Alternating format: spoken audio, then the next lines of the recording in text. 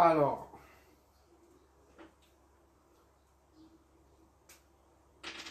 on va parler de la base en électricité et en électronique. De quoi s'agit-il? Il s'agit des potentiels. Les potentiels. Voilà.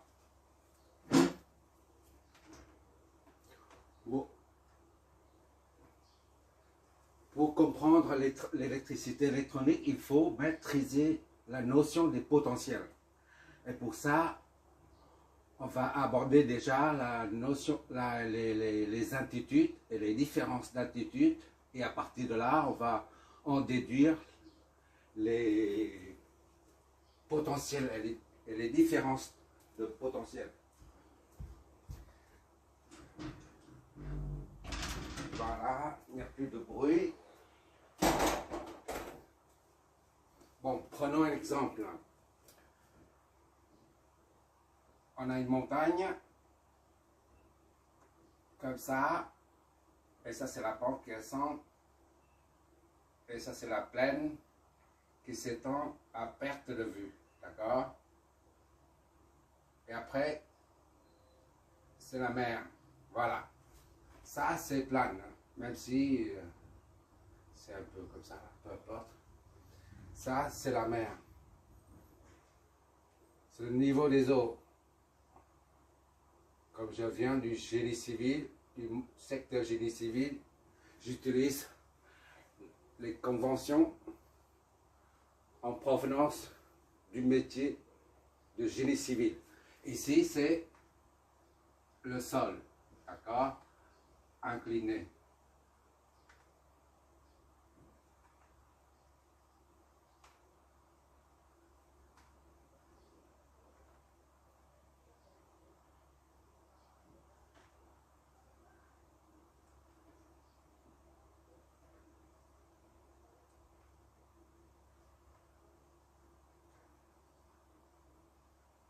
Voilà.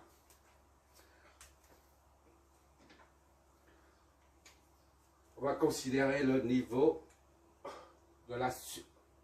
le niveau juste au-dessus de la surface de la mer est 0 mètre d'altitude.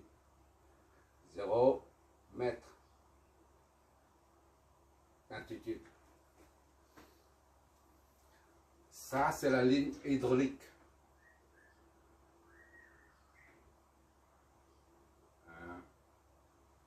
Tout ça, c'est l'eau. L'eau qui s'infiltre dans le sol.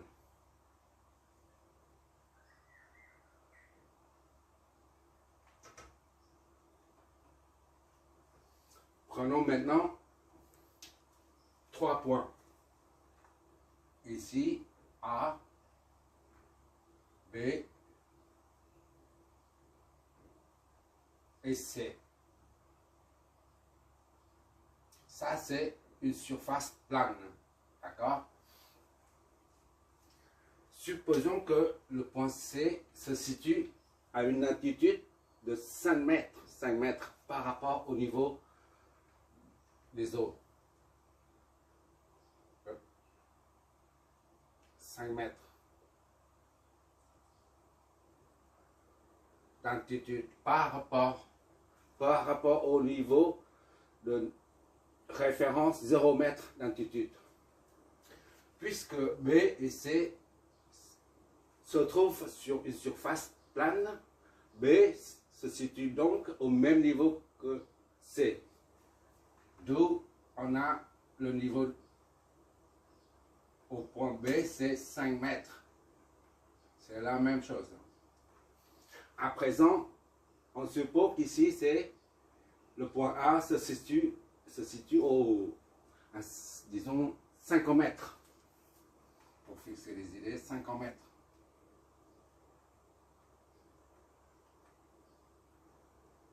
D'accord? Maintenant, on va essayer d'évaluer la différence d'altitude entre les points A, B, C.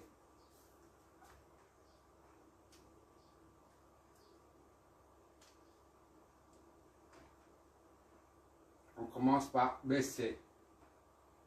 On évalue la différence d'altitude entre B et C.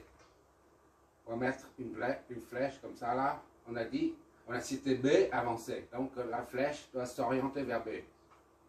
C'est juste une convention, rien d'autre. La différence, on a la différence comme des altitudes entre B et C. D'accord?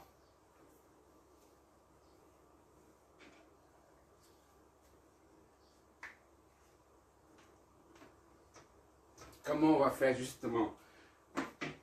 Eh bien, c'est très simple. La différence d'altitude entre B et C se traduit mathématiquement par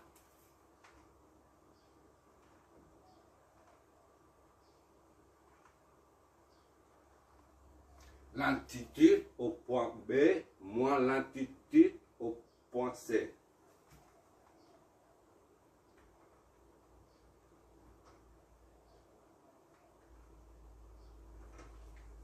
Or,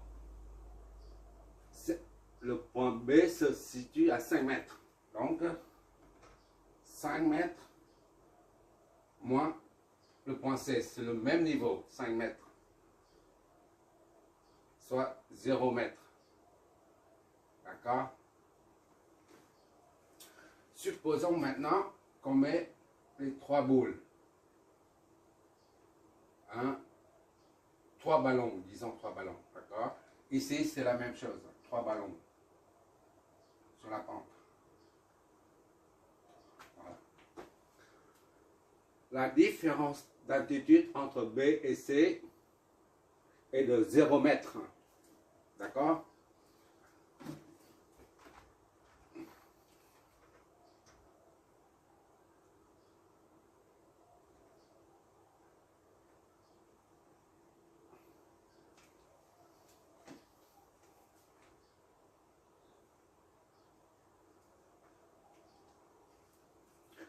Le fait que la différence d'altitude entre B et C est nulle, les ballons restent sur place.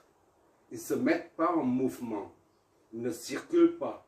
D'accord? Maintenant, on va essayer d'évaluer la différence d'altitude entre A et B.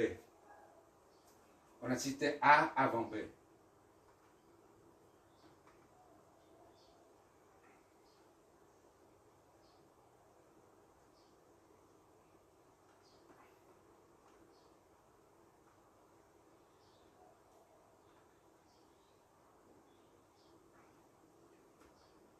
Voilà, la différence d'altitude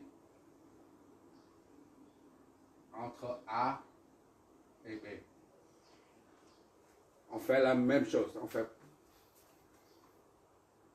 la différence d'altitude entre A et B est égal à l'altitude au point A moins l'altitude au point B.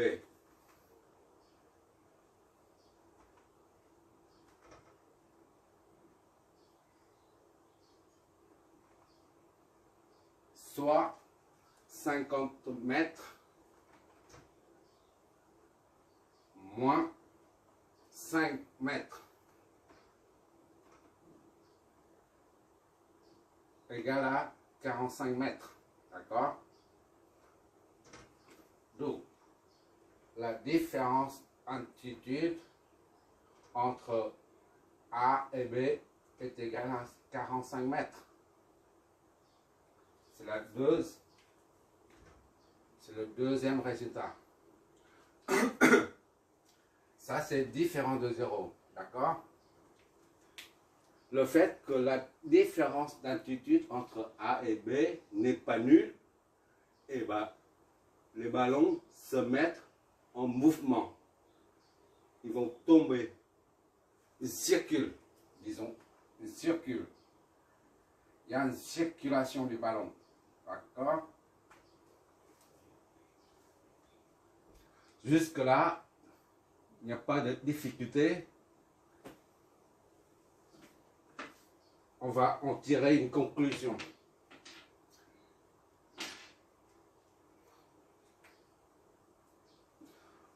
Conclusion de tout ça.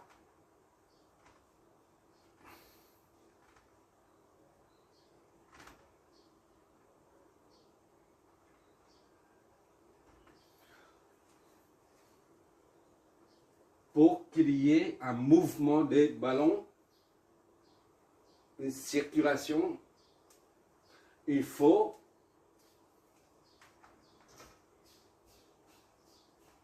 pour qu'il y ait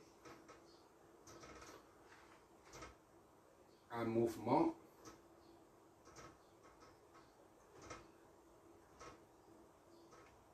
ou une circulation,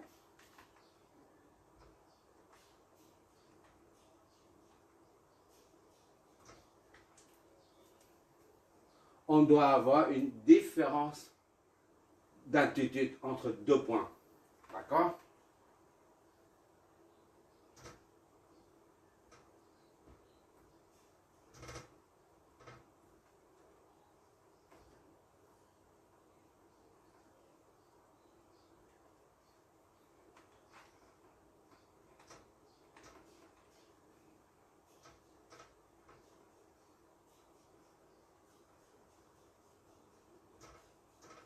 Voilà.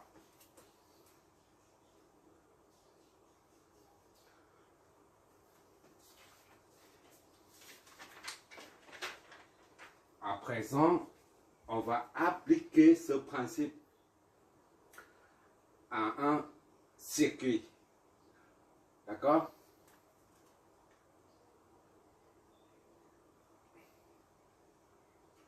Par analogie avec les altitudes, on va en déduire les potentiels. Prenons une pile. Une pile de calculatrice. Il suffit de l'enlever la calculatrice pour voir la pile. Ici, je représente la pile. D'accord? Une bosse, ici, là. La pile est comme ça. De 1,5 volts. D'accord? Et on voit le signe plus ici en haut au niveau de la bosse et un signe moins. Le signe plus, c'est pour dire que à ce niveau, c'est le pôle positif de la pile. Et le signe moins pour désigner le pôle négatif, tout simplement. Et dessus, on va marquer 1,5 volts. D'accord? Quand on voit comme ça, on doit imaginer ici, à ce niveau-là, au niveau du pôle positif, on appelle ici, disons A. Ici, c'est B. VA est égal à 1,5 volts. D'accord? Et ici, toujours 0 volts. Quand on voit un moins, le pôle négatif est 0 volts. VB est égal à 0 volts. C'est toujours ainsi. D'accord? À ce niveau. VA, au lieu de mettre l'altitude au point A, on met VA qui désigne le potentiel au point A. D'accord? Au lieu d'avoir des mètres, on a des volts. De même, ici, au lieu de mettre l'altitude au point B, on met le VB pour désigner le potentiel au point B. D'accord? Jusque-là, tout va bien. Maintenant, la flèche qui indique la différence d'altitude entre A et B sera repris.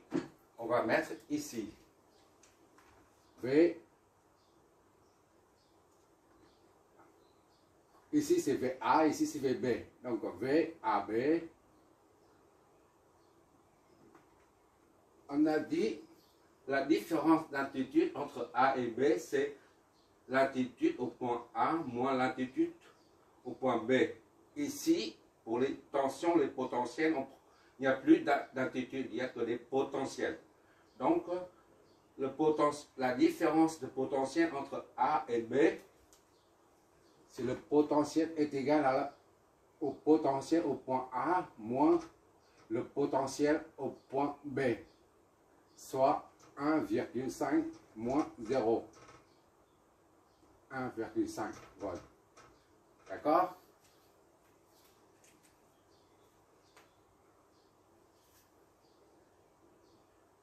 C'est pas compliqué tout ça. Maintenant, on va prendre un autre exemple. Prenons la batterie d'une voiture dont le voltage est de 12 volts. À 12 volts en charge et 13, 50 à 8 de mémoire. Deuxième exemple, hein, la batterie de voiture, elle est comme ça.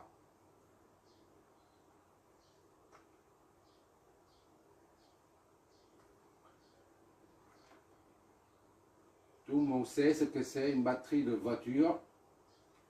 Il suffit d'enlever le capot de la voiture pour repérer hein, où ça se trouve. Là, c'est une bosse en plomb. C'est une bosse. Et d'un côté, on voit le signe moins frappé sur le plastique. De l'autre, on voit un signe plus, et là, c'est un signe moins. Voilà. Et dessus, quelque part, on voit 12 volts. D'accord? C'est le même principe, on va appliquer ce même principe à cette batterie de voiture de 12 volts. Quand on voit plus ici, moins ici, ça signifie que au niveau du pôle positif, on a 12 volts. Ici, c'est 12 volts. Comme on a appelé ici A, B, on va prendre C, C et D. On va considérer ça comme C et ça c'est D. Donc, V ici, VC est égal à 12 volts. D'accord? Et VD, comme il s'agit d'un signe moins, le pôle négatif, c'est toujours 0 volts. D'accord? Ici, c'est VD est égal à 0 volts. On reprend le même principe. Hein. Voilà. Maintenant, supposons qu'on a une ampoule. Je rétrécis ça, VAB est égal à 1,5.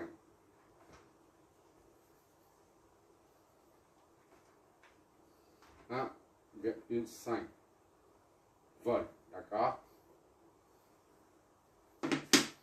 Bon, maintenant VCD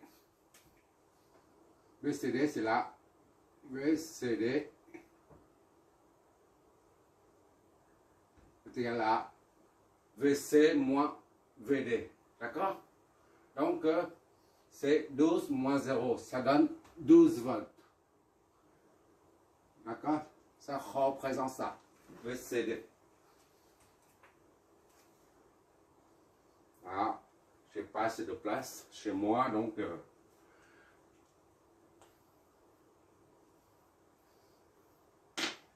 c'est la flèche de différence de potentiel entre le potentiel au point A et le potentiel au point B.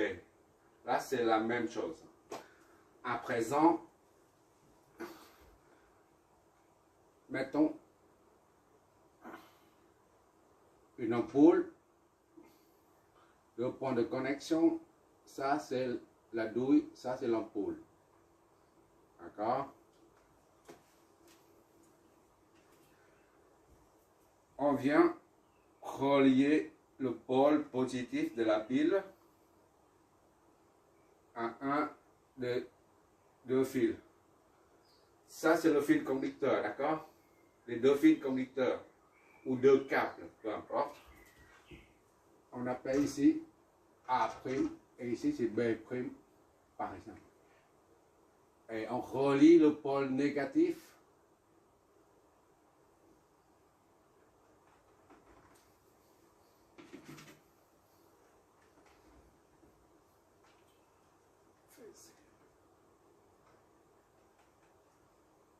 Voilà.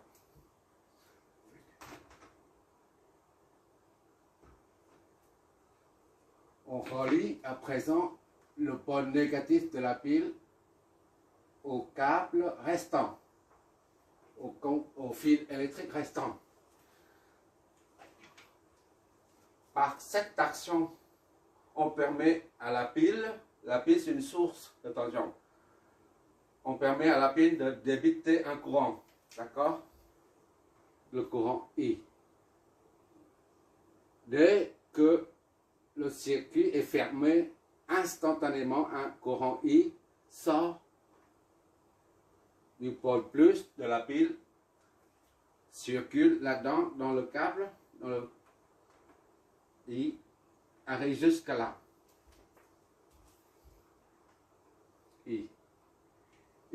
Le courant I traverse l'ampoule et ressort de ce côté pour retourner enfin au pôle négatif de la pile. D'accord? Le circuit est ainsi bouclé. Prenons ici un autre exemple. Disons, on a un fer à repasser. De câble, de fil conducteur qui sort du fer à repasser.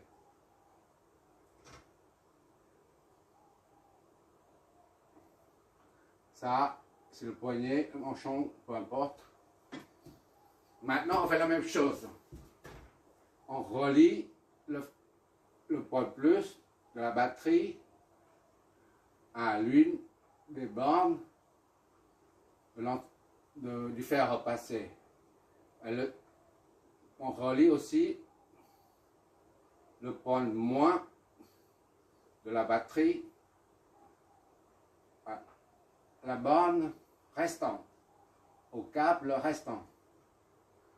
Ici c'est C', on va noter C', D', D'. Voilà. Dès qu'on ferme le circuit,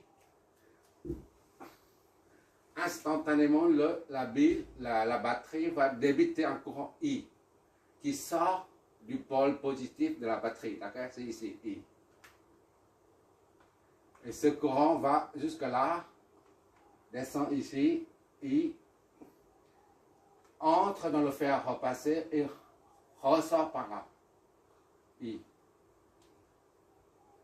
Pour retourner enfin au pôle négatif de la batterie, comme en haut.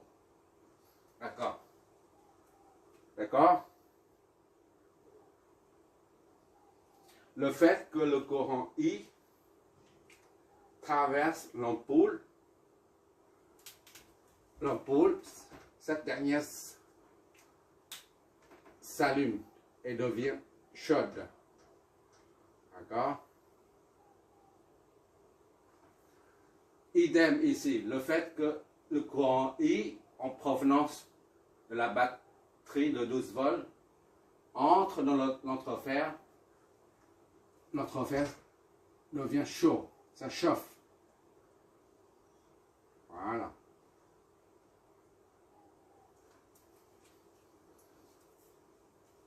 Jusque-là, ça va. Et comme on a dit au début, que quand il y a une différence d'altitude entre deux points, les ballons circulent. D'accord? Et on peut dire inversement que quand les ballons circulent, c'est qu'il y a une différence d'altitude. D'accord? En ce qui concerne les tensions, la différence de potentiel, quand le courant circule, il circule, cela signifie qu'il y a une différence de potentiel aux bornes A' et B'. D'accord? Une différence de potentiel ici. D'accord? Je reprends. Quand il y a une différence d'altitude entre deux points A et B, les ballons circulent, se mettent en mouvement. Et inversement, quand les ballons, on raisonne de façon inverse. Inversement, quand les ballons se mettent en mouvement, quand les ballons circulent, cela implique une différence d'altitude entre A et B. D'accord? Ici, I prend la place des ballons. D'accord? I circule, ça signifie qu'il doit avoir obligatoirement une différence de potentiel entre A' et B'. Donc, la différence de potentiel entre A' et B'. Idem ici.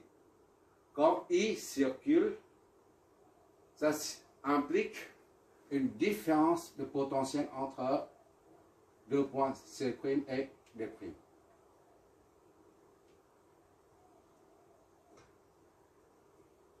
Voilà. Bon, maintenant, comment on va représenter tout ça sur un schéma électrique? Ça, c'est une bonne question. Eh bien, on va quand même pas redessiner la pile ou une ampoule avec tous les traits ou un entrefer, un fer repassé ou une batterie. Ça prend trop de temps et c'est trop lourd à gérer. C'est la raison pour laquelle on a adopté les symboles qui remplacent chaque élément. D'accord? Ça, c'est une source de tension. Ça, c'est une source de tension. Pour les sources de tension, on va utiliser le symbole rond. Ici, là, pour une pile, soit on utilise ça. D'accord? Une pile pour une source. Soit on utilise ça. Beaucoup plus général. Bon. J'utilise ça plutôt. Pour une source de tension, on va dessiner un rond muni de deux signes, plus et moins. Et avec le petit conducteur, d'ici à là par exemple. Deux points de connexion. Voilà. Là, ça représente la source de tension qui est la pile de 1,5 volts. D'accord? Et on remet là A, la lettre A, ici la lettre B. Moins, au lieu de mettre ici, au lieu de mettre A ici, on met ici, c'est la même chose. Au lieu de mettre B, au niveau du signe moins, on met là. Pour mieux voir. Et on reprend la différence de potentiel aux bornes AB. D'accord? On dessine VAB.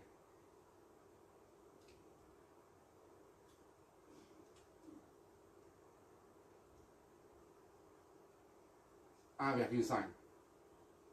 Voilà, c'est pas compliqué tout ça. VAB. De même, pour la batterie de voiture de 12 volts, on va dessiner un rond muni de deux signes plus et moins.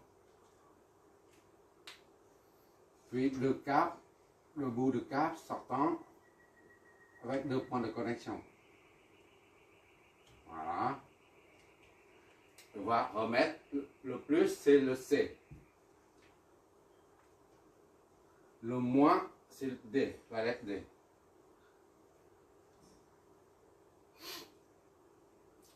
Et la flèche de différence de potentiel entre C et D, VCD est égal à 12. On remet ici VCD. Il faut VCD.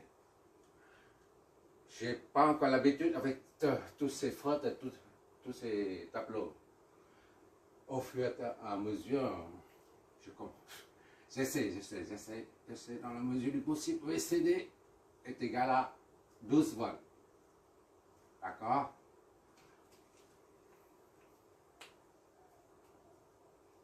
Maintenant, la source de tension fournit un courant. D'accord? C'est un générateur parce qu'elle génère un courant I. Le courant I arrive jusque-là, c'est l'ampoule qui reçoit le courant I. Donc l'ampoule est un récepteur. D'accord? De même ici. La batterie débite un courant I, fournit un courant I. Le courant I arrive jusque-là.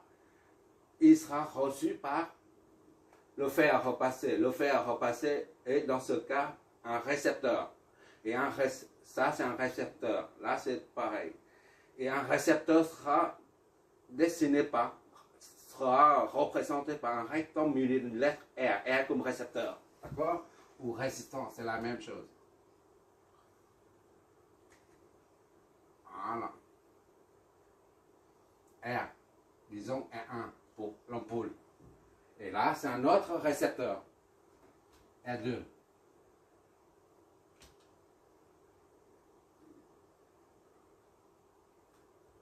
Pour le faire repasser. D'accord? Deux récepteurs. Qu'est-ce qu'il faut noter tout ça? Il faut reprendre A', B'. Ici, C', D'. D'accord? Je vais voir si on a encore le temps là. 31. Bon. On va continuer avec la vidéo après parce que la mémoire est limitée.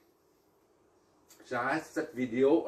On va reprendre. Ça c'est 1, 3, 1, 4, disons. La page 1, 4. On continue avec la page 2, 4.